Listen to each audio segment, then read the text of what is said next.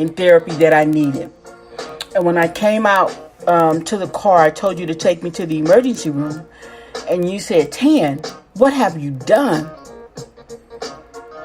And I was like, just please take me. I'm going to be in the hospital for a while. This is just what I need to do.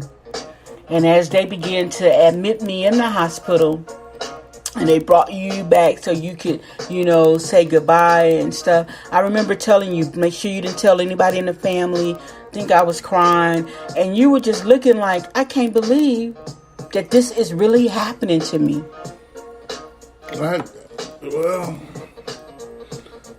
Everybody have their own demons to deal with, and they have to deal with it in whatever way they choose to deal with it. Don't be calling me a demon. I said demons that was it within. Well, what do you mean? Because it wasn't a demon within me. It was. Well, tell me what you mean, because I don't have demons. I didn't have demons. You didn't have demons, but grief. Everybody have to deal with grief in their own way. How about that? Is that better? Well, I understand what you're saying. Okay, so then why you stop me? So because I needed clarity. So I just basically just looked and just I don't judge people, and I don't people emotions. That's just what people do. Humans is funny and strange, but if it was something to help you, then hey, it was all about it. But I wasn't thinking less of you or anything like that. I pretty much probably was thinking about what I'm going to eat that night since you was going in the hospital. But it was a mental hospital. And in our culture, in our generation of people, our culture, if you go to the mental hospital, they think you crazy. Nah, humans are crazy anyway, so. But I don't know. I didn't know if you felt like if you was embarrassed or what. So, but if you had to do it all over again, I'd do it all over again. Or if there's someone out there may be a husband out there who's dealing with a wife who's going through grief. Now, I will say you were very supportive. You came to see me every day while I was there. You came to see me. And although our visit wasn't long because of the hospital restraints, but you showed up. But what would you say to a brother or a man that's out there dealing with a wife that's grieving? You've gone through it. You lived through it. What would you say? How would you begin to speak to him? To support your wife.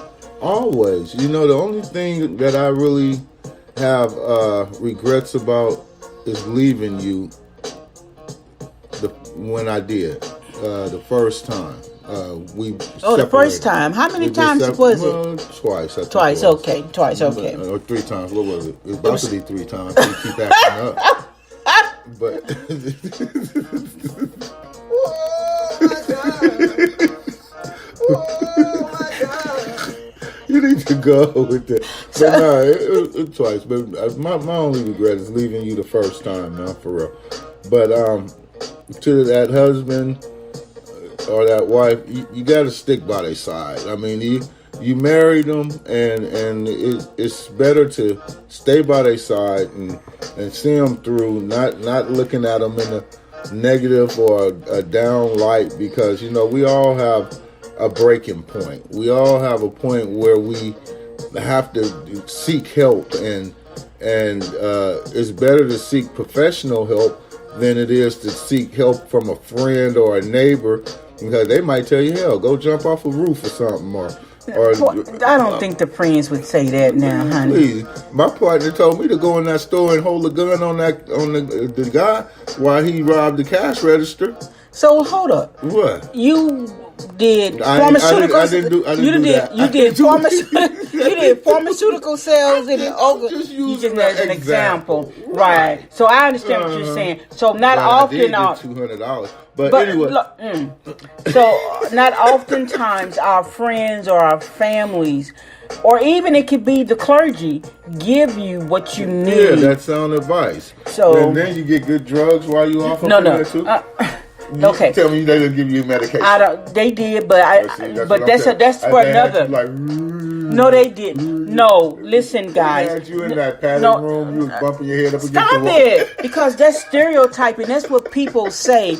No, the therapy and the counseling that I received while I was there, it was very beneficial. Right. It was in a group setting. It was individual. And yes, they did give them medication, but it didn't have me bumping my head against a padded wall or whatever. And it was a temporary. It was what I needed. It's just like antibiotics. When you have an infection in your body, you go to the doctor. They give you antibiotics to clean out that infection. Right. Now, everybody's case is different. True that. So what we want to make sure we clearly articulate, husband, not only if your wife is getting professional help, but you get professional help as well, because the family has to know how to deal with what's going on with the individual that's in that life event, that's having that crisis. Exactly. So that's our recommendation as it relates to that support piece. And to the wife, let me share this with you. I often would say, I don't blame him for leaving. That if I would have been me in my right sound of mind, I would have left me a long time ago before he actually left. Now, let me make this clear. I'm not validating him or righting his wrong. He was wrong to leave.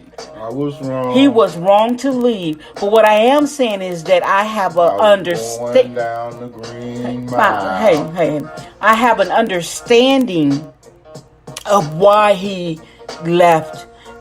Based on where I was at, but he should have stayed. He didn't, and that's where mercy and grace kicks in. And listen, husband and wife, let me tell you something. Your marriage won't be successful if three things are missing. That's mercy, that's grace, and forgiveness. Now, the forgiveness, it's for you, the individual. It's for you. I like to break down forgiveness like this. The for is for you. The give is what you give to the other individual. And the nest is what everybody get together collectively.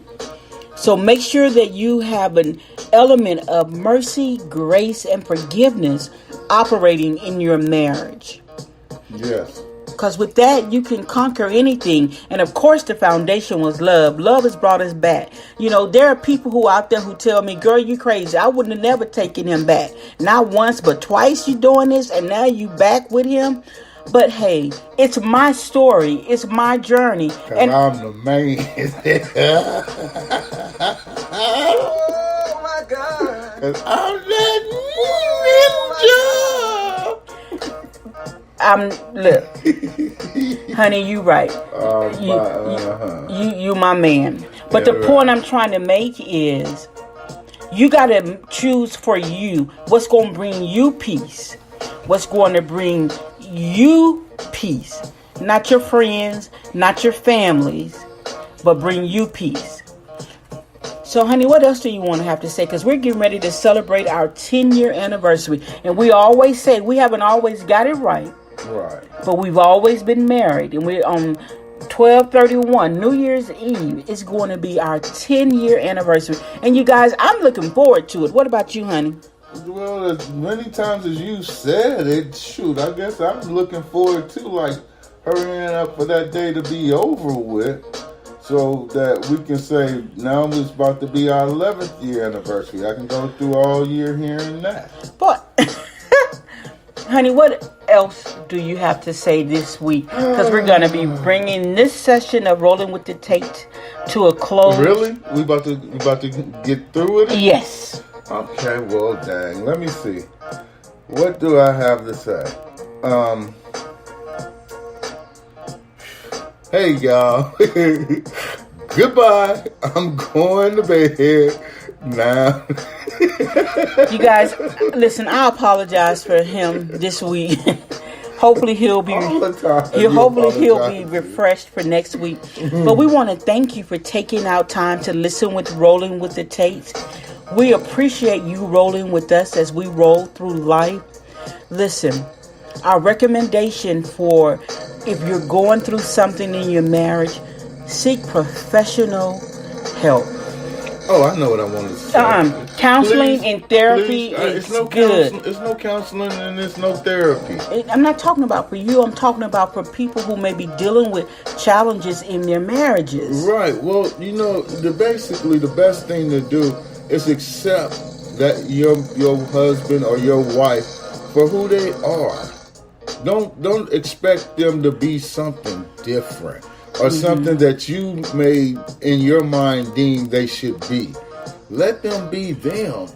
And because see, love covers a multitude of faults. No matter what it is that you have, a person, have with this person, and if it's not detrimental to your health, to your income, to your lifestyle, accept them for who they are. They might want to sit back and watch TV and they I'm throwing rocks, y'all. Y'all, he throw a rock. And honey, but you bring a very valid point. I'm glad you mentioned that. Yes, accept them for who they are. Because change can only come from who? From the person that wants it to change. That, from the individual. From the individual. That's what I'm saying. And from God. Because we cannot orchestrate change. I wish I could be bewitched and snap my fingers like she used to do, Darren. Right. But no, that's not possible. It's not possible. If you want a healthy, wholesome marriage, you do have to accept them for who they are. Now, we're not saying that you have to be, what society deems, girl, you just crazy. Now, if he's not a healthy individual, or they're not functioning. They're not functioning the way that they were supposed to. Honey, I got this part right here. If they're not functioning, if they're not functioning, just because this is your art that's rolling with the tapes, this ain't Tan. Tea time with Tan. Say the name. And all say of the that. name. Hey, say the name. Say my name. Say my name. Tea time Daddy. with no boy. Okay, so we thank you for listening to Rolling with the Tates. Remember to follow us on Spreaker.com. Spreaker.com. Rolling with the Tates. Roll. Like and share and leave your comments. And hey, to my big sis, to Tandra, if you're out there listening, girl, thank you. I appreciate the comments that you leave. I appreciate the support. Thank you. That you give. Rolling with the Tates.